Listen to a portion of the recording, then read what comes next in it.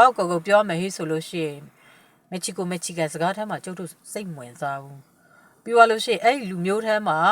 တိတယ်ဘင်္ဂလားလူမျိုးတွေပဲဆိုပေမဲ့လည်းဘင်္ဂလားဖက်ကဘင်္ဂလားဒါပေမဲ့အမေရိကရောက်လာပြီးအဲ့ဒီ South ဖက်မှာနေတဲ့ဘင်္ဂလားတွေအဖြစ်မက္ကဆီကန်အဖြစ်နာမည်ယူပြီးတော့မှအခုအဲ့လိုမက္ကဆီကန်စကားကိုပြောနေတဲ့လူတွေကျုပ်တို့အတွက်စိတ်ဝင်စားစရာတခုမှမရှိဘူးအဲ့လိုမျိုးနော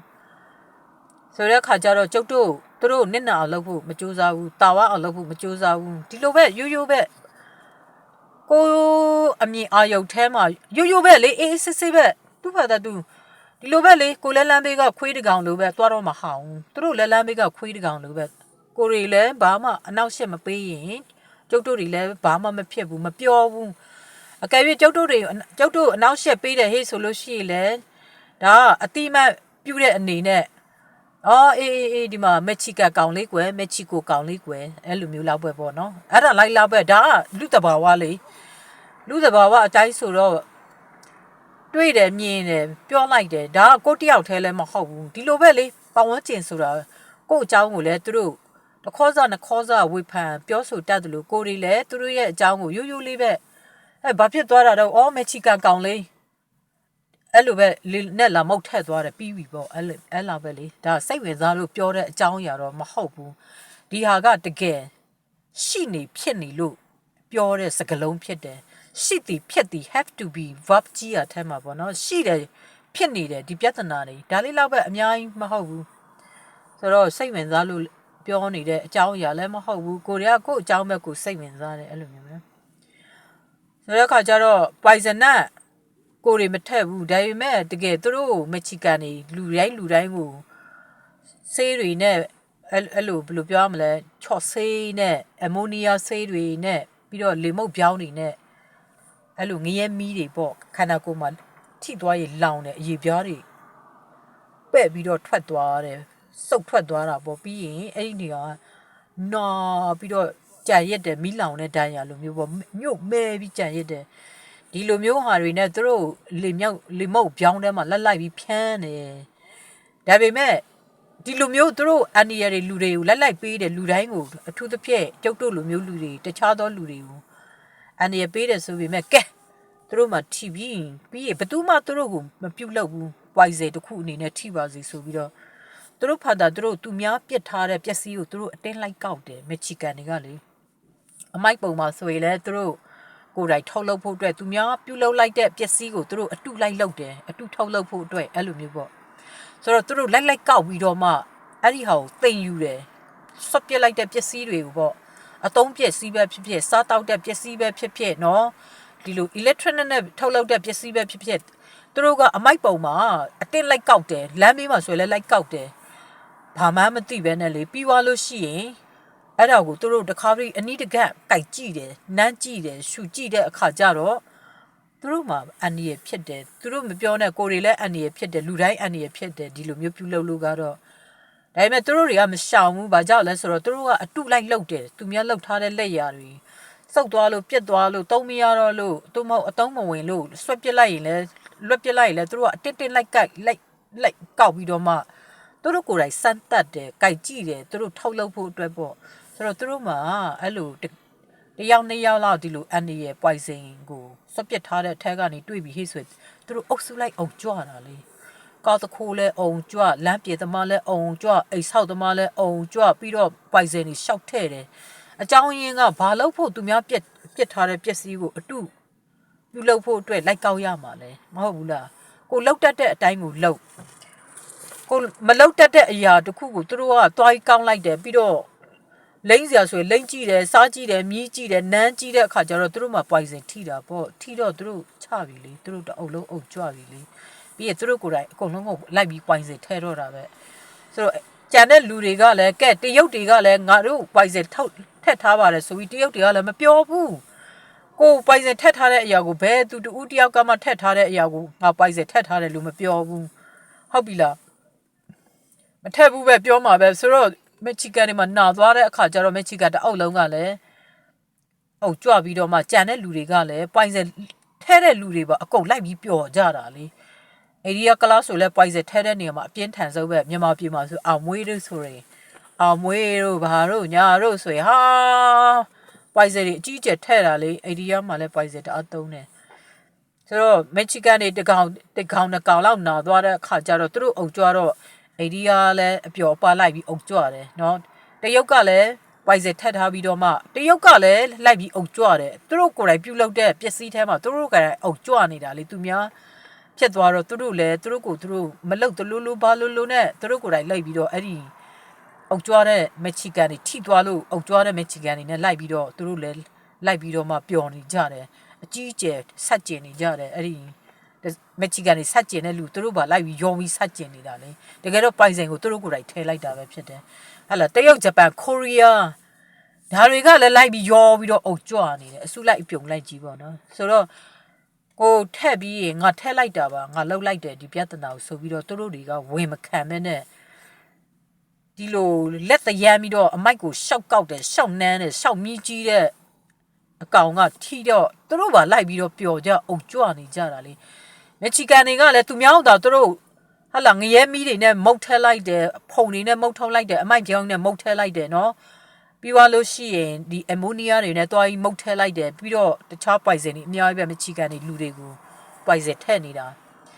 ာကဲအမေရိကန်နိုင်ငံမှာမြစ်တကမြစ်ချောင်းတကမြစ်ချောင်းဟာလာရေချောင်းတကရေချောင်းတုံးလို့မရဘူးမက္ဆီကန်တွေပိုက်စင်ထည့်ထားတာကုတ်တိုက်တွေရှေ့ကုတ်တိုက်တွေရှေ့မှာဆိုလို့ရှိရင်အကုန်လုံးကုန်ချော့ဆေးတွေနဲ့ကြီးတစုံများတစ်ခုများဖြစ်လို့သွားမတင်လိုက်နဲ့စပွဲတို့ကလထိုင်တို့မှာရမ်းပြီးတော့အဲ့ဒီမှာပြန်စားမိဖင်နှုတ်ထွက်ဖို့သာပြင်ထားပဲနော်ဘယ်နေရာမှာမဆိုဘယ်မြစ်ချောင်းမှာမဆိုဘယ်ကုတ်တိုက်မှာမဆိုဘယ်နေရာမှာမဆိုချော့ဆေးနဲ့လိုက်ဖြန်းပြီးတော့ချော့ဆေးတွေကြီးလောက်ထားတာလေကဲမြစ်ပိန်တွေရေဖြန်းမလားချော့ဆေးနဲ့ရားစီတဲ့ဆေးနဲ့အကုန်အဲ့ဒီမှာမက္ဆီကန်တွေအတုံးချဘယ်ရီကူးကန်မှာလဲသူတို့ဆေးလဲအဲ့ရီကူးကန်မှာချော့ဆေးတွေထဲ့တာနဲ့ဟလာတကူလုံးကြီးကူးပြီးတော့ရားကြတယ်ဟလာပြီးတော့ရီနွေးတွေစိန်တော့ပုံရတယ်ဟာအခုဆို ego pass ဆိုတဲ့နေရာမှာဒီလာကူးတဲ့ခလေးလည်းမရှိအဖိုးကြီးလည်းမရှိတော့ဘူးကြက်တော်4နိုင်5နိုင်လူတွေအကုန်ပျောက်ကုန်ဘွဲဆွဲကြပြီလေမက္ဆီကန်တွေချားထဲလိုက်တာလေဆိုတဲ့အခါကျတော့ဒီအဲ့ဒီလိုယူကာလီတပ်စ်အစီတွေအစားတောက်တွေထဲမှာပိုင်စထဲ့တယ်ထဲတဲ့လူကိုသူတို့ကလည်းသဘောကျနေတယ်ဒါပေမဲ့သူတို့ကလည်းတယောက်တလီမိသွားတဲ့အခါကျတော့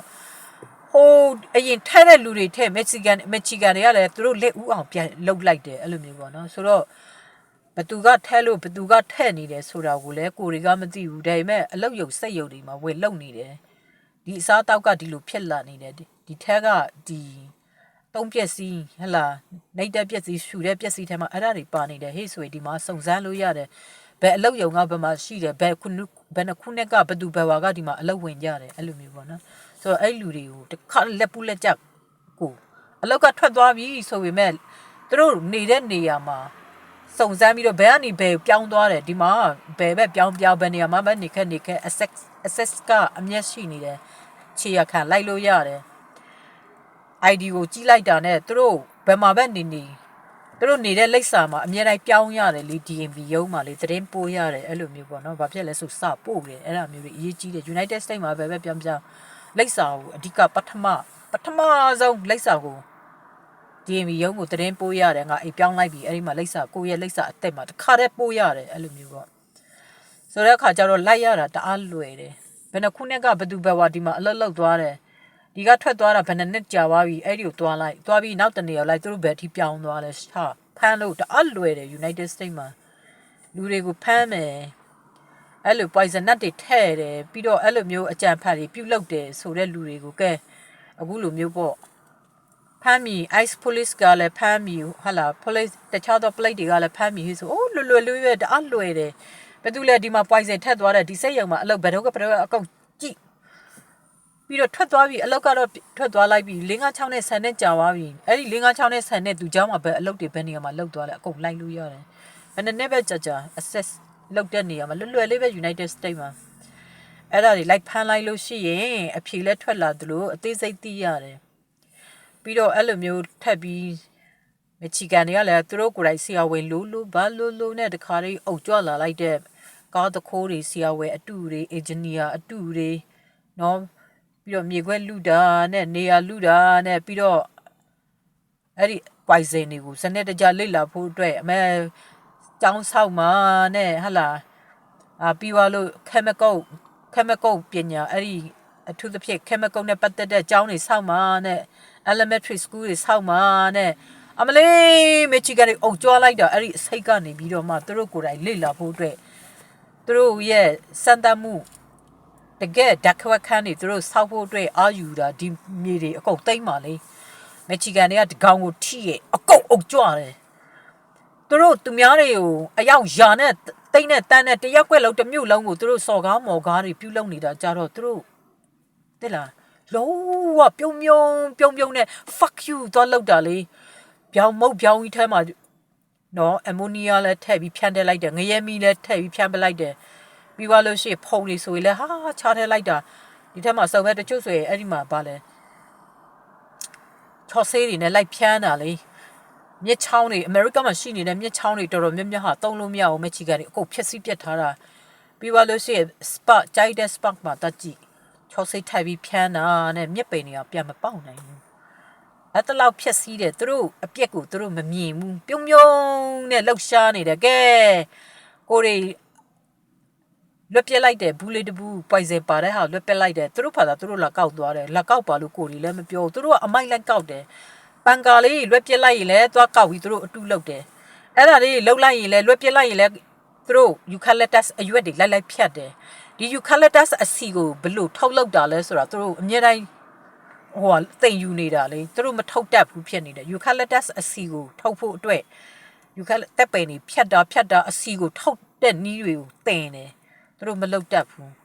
မလုပ်တတ်တော့အခုတက်ပင်တွေကပြုံသွားပြီအခုဒီပတ်ဝန်းကျင်မှာလူတွေမသိရင်တက်ပင်ဖြတ်တယ်လို့ပဲထင်တာလေတက်ပင်ဖြတ်တာမဟုတ်ဘူးဒီ poison လေးကို eucalyptus အစီဆိုပြီး poison မှတော့ eucalyptus အစီမှတော့တိသွားတယ်ဒါပေမဲ့ဒီ eucalyptus အစီမှာ eucalyptus အရွက်က poison ဘလို့ထွက်တာလဲဆိုတော့အဲ့ဒါကိုသူတို့စမ်းတတ်တာတက်ပင်တွေကုန်သွားပြီတက်ပင်မှန်သမျှကုန်သွားပြီပတ်ဝန်းကျင်မှာသူတို့လိုက်ဖြတ်ပြီးတော့အမုတ်ကျိတ်ပြီးတော့အရွက်တွေခုတ်ပြီးသွားပြီးစမ်းတတ်နေတာမအောင်မြင်ဘူးသူတို့လှုပ်လို့မရဘူး